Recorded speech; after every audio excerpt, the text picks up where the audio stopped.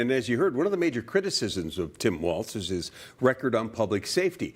In a post on social media, Minnesota Congressman Tom Emmer called the governor soft on crime. And those comments come on National Night Out, a national day meant to foster better relationships between law enforcement and the communities they serve. Jay Coles headed to a National Night Out event in Minneapolis to hear what Minnesotans think about Walz's public safety decisions.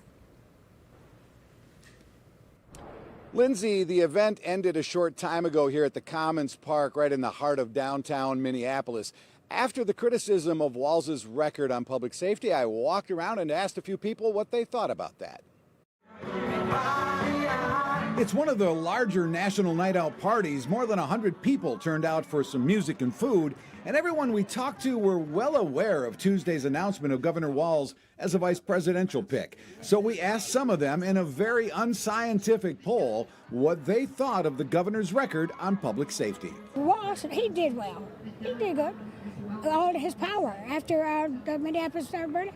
He respected the mayor to step in, the mayor respected the governor, so it's really iffy. I think he's done a great job under very trying circumstances. I think he showed a lot of empathy for folks in a very trying time. His support for the police may not have been really overt, but I think when the time came, he showed a lot of support. I believe that Governor Walz has done the best that he knows how to do with what he's being given.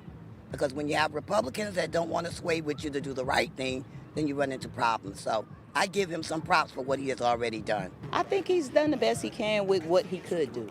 People are going to react the way they react regardless. You know what I'm saying? That he had no control over what people were going to do based on the situation that made them act the way they act.